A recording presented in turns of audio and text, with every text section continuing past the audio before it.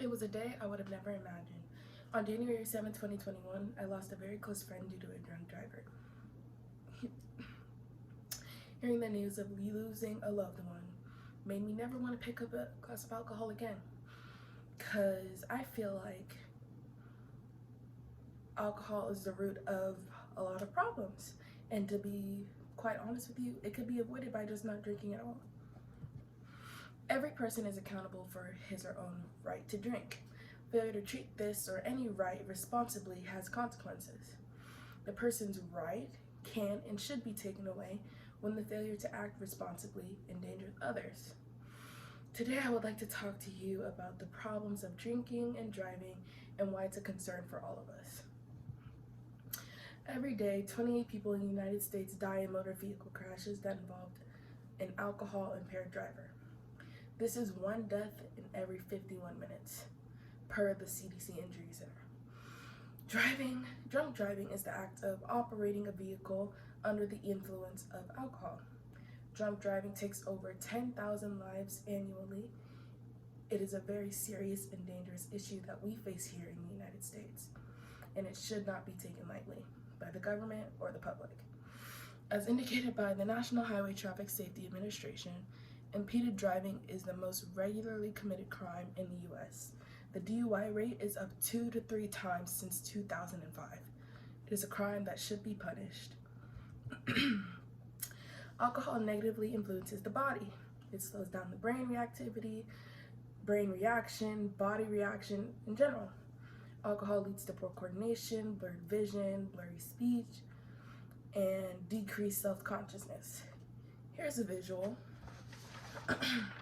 of a healthy liver versus a liver with cirrhosis. Cirrhosis, which is a liver disease, is caused by heavy consumption of alcohol over the years. I'm not sure about you, but I sure wouldn't want my liver to look like this. Drunk driving greatly increases the risk of car accidents, vehicular deaths, and highway injuries. Possible prevention measures include impounding or immobilizing vehicles, impounding or confiscating vehicle plates, suspending or revoking driver's license, increasing penalties such as jail for the first offense, enforcing open container bans, and mandating alcohol consumption. The question of airbags, safety seatbelts, designated drivers, and other effective practical ways to stay sober is widely discussed by government officials such as judges, police officers, and head officials like the president. It is essential to know that every single death and injury caused by drunk driving is preventable.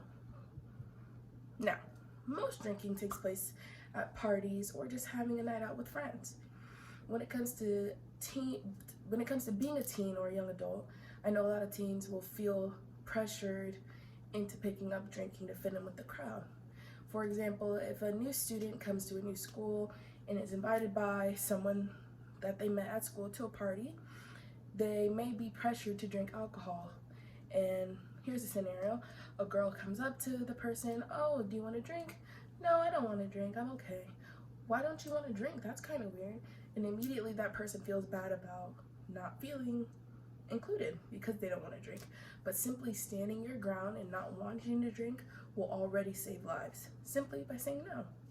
Peer pressure often causes bad things to happen that could have been avoided.